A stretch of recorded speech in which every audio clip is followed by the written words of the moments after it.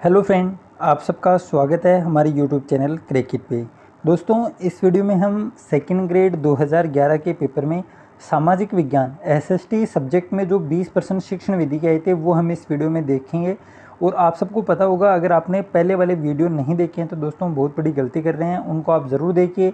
पूरे वीडियो की लिंक आपको डिस्क्रिप्शन बॉक्स में मैं दे दूँगा, वहाँ से आप देख सकते हैं। 10-12 मिनट का एक वीडियो है, उसमें आपको 20% वो मिल रहे हैं। सबसे बड़ी बात है दोस्तों, ये आपको नहीं मिलेंगे यूट्यूब के ऊपर, आप देख लेना। आपको अगर इस चैनल के अलावा और कहीं मिले तो मुझे भी बताना। इसके अलावा कोई बुक में भी सभी प्रश्न आपको नहीं मिलेंगे। तो यहाँ पर आपको एक जगह लगभग 10-12 मिनट में 20% मिल रहे हैं, तो इसका फ़ायदा उठाइए।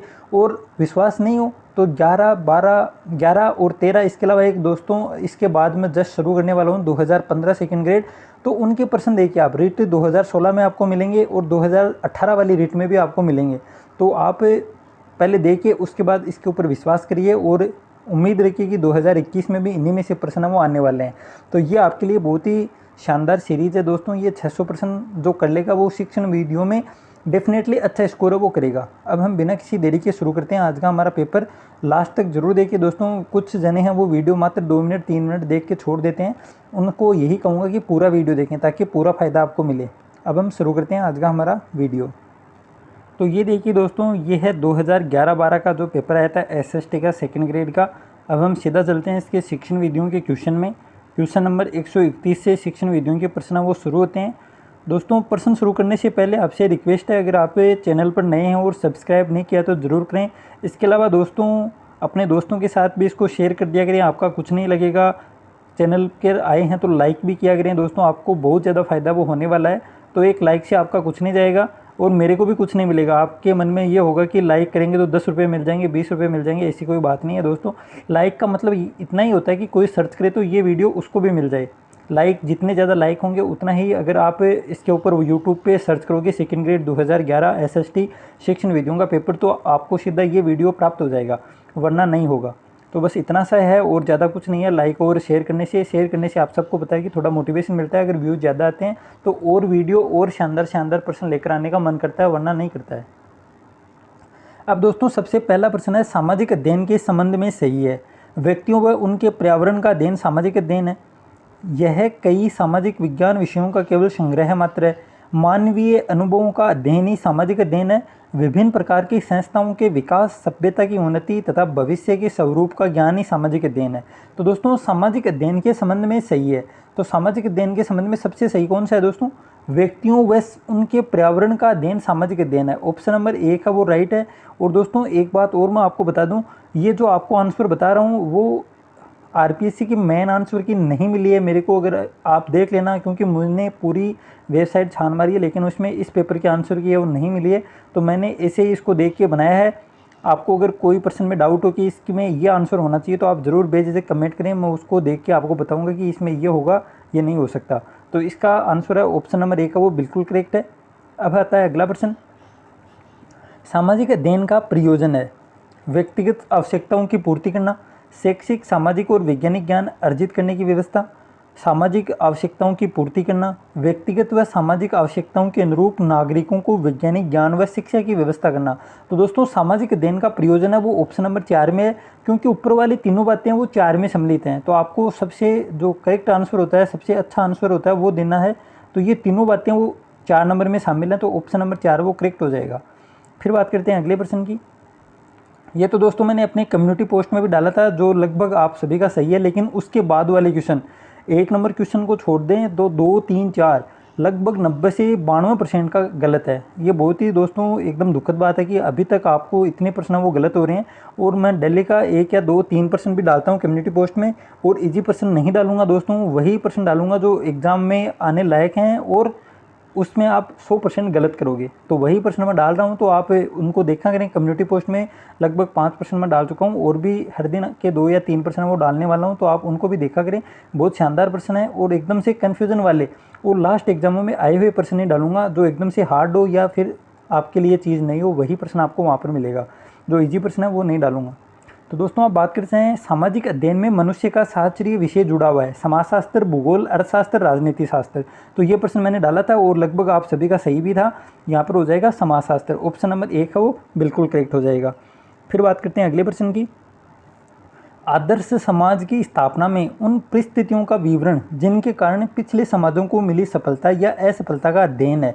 द्योतक है। अर्थशास्त्र व नागरिक शास्त्र के सहसंबंध का, इतिहास और नागरिक शास्त्र के सहसंबंध का, अर्थशास्त्र और दर्शन शास्त्र के सहसंबंध का, और नागरिक शास्त्र व भूगोल के सहसंबंध का। तो दोस्तों ये भी शानदार प्रश्न है। यहाँ पर आ जाएगा इतिहास व नागरिक शास्त्र के सहसंबंध का। ऑप्शन नंबर 2 करेक्ट है।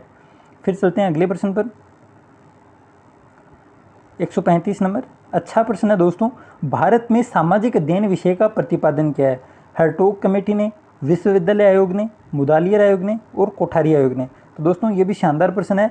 यहाँ पर हो जाएगा मुदालियर आयोग। ऑप्शन नंबर 3 है वो बिल्कुल करेक्ट है। मुदालियर आयोग के द्वारा सामाजिक अध्ययन विषय का प्रारंभ है वो किया गया है। फिर आता है अगला प्रश्न। निम्नलिखित में से कौन सा कथन कार्यशाला वर्कशॉप के संबंध में सही है? प्रतिभागियों में विषय की समझ विकसित करनी होती है। प्रतिभागियों को विषय की समझ के आधार पर कार्य करके देना होता है। प्रतिभागियों को अपने विषय पर प्रस्तुतिकरण देना होता है। और प्रतिभागियों एवं विशेषज्ञों को वार्ता कर केवल नीति निर्धारित करनी होती है। तो दोस्तों कार्यशाला के संबंध में कौन सा कथन है वो सही है?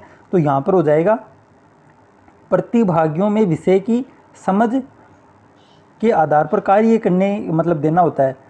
एक मिनट दोस्तों, यहाँ पर प्रतिभागियों में विषय की समझ विकसित करनी होती है। सॉरी दोस्तों, ऑप्शन नंबर 1 का वो करेक्ट है।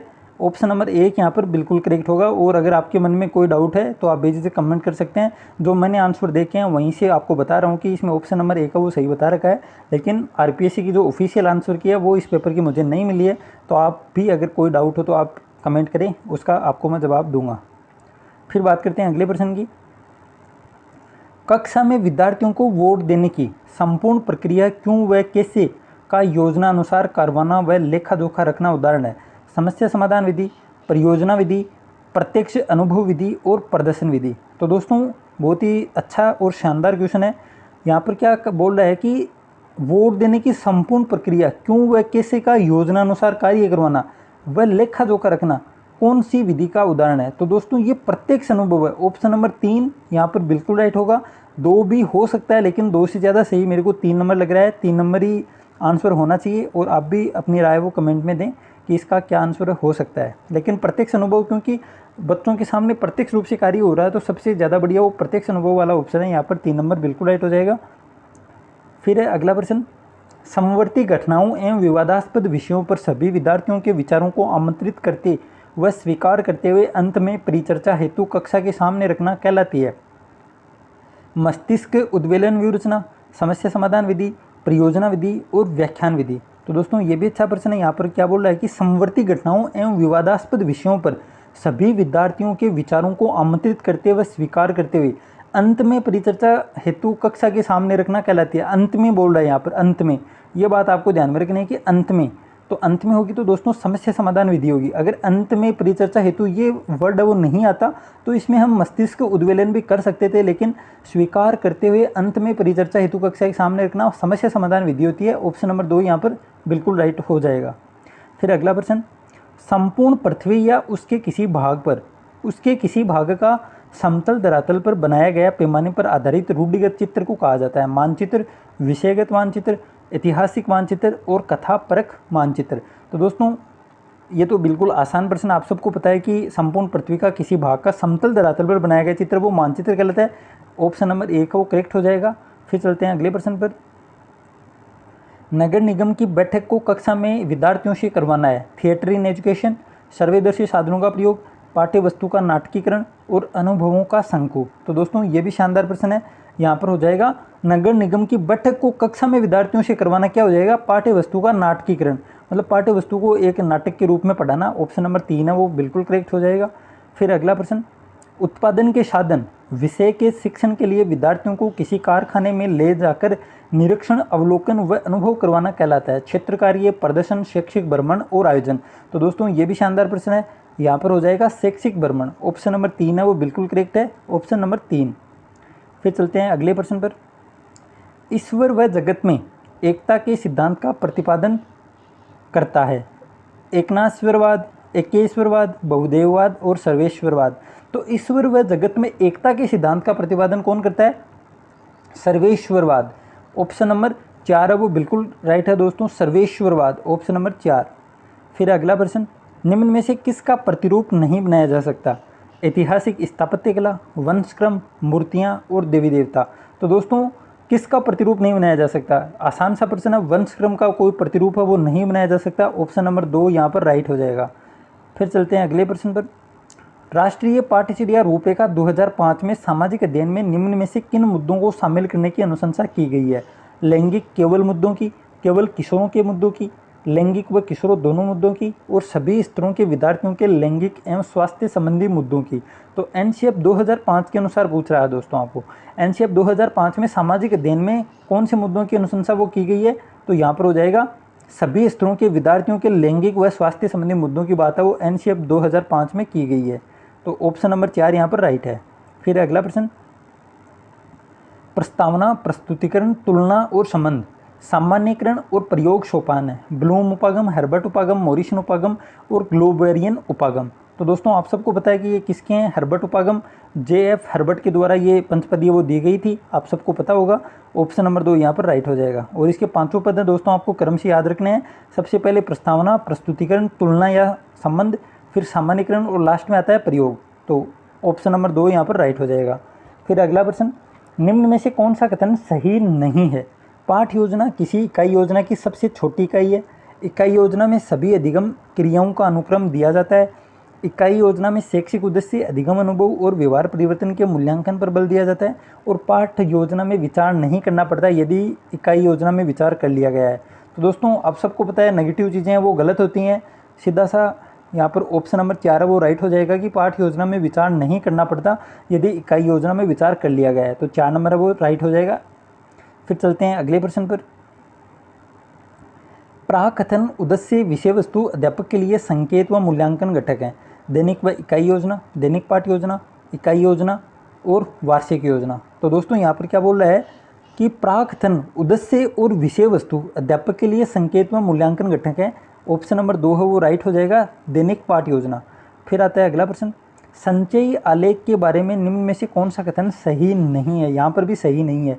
यह विद्यार्थियों की रुचियों, मूल्यों और क्षमताओं को जानने में सहायक है। इसमें विद्यार्थियों को उसके संदर्भ में न कि समूह के विकास में संदर्भ में देखा जाता है। यह विद्यार्थियों, अध्यापकों एवं अभिभावकों को पश्च पोषण प्रदान करता है। इसमें बालक के व्यवहार से संबंधित घटनाओं का विस्तृत विवरण होता है। तो दोस्तों ये भी शानदार प्रश्न है कि संचय आलेख के संबंध में कौन सा कथन है वो सही नहीं है। तो 3 कथन तो सही हैं और एक कथन है वो गलत है। तो इसमें दोस्तों आप सबको पता है इसमें विद्यार्थियों को उसके संदर्भ में न कि समूह के विकास के संदर्भ में देखा जा सकता है। तो ऑप्शन नंबर 2 है वही गलत है। बाकी 1, 3 व 4 है वो कथन बिल्कुल राइट है संचय आलेख के संबंध में। फिर आज का सेकेंड लास्ट प्रश्न, भारत के संविधान की क्या विशेषताएं हैं? यह प्रश्न है। ज्ञानपरक, बोधपरक, अनुप्रयोग परक और विश्लेषणात्मक। तो दोस्तों भारत के संविधान की क्या विशेषताएं आपको बतानी है। तो यहाँ पर हो जाएगा बोधपरक, अवबोध, मतलब ऑप्शन नंबर 2 है वो राइट हो जाएगा।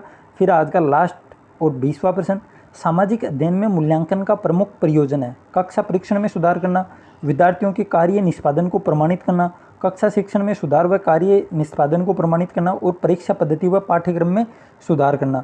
तो दोस्तों यहाँ पर हो जाएगा कक्षा शिक्षण में सुधार व कार्य निष्पादन को प्रमाणित करना। ऑप्शन नंबर 3 है वो राइट हो जाएगा। तो ये थी दोस्तों 20%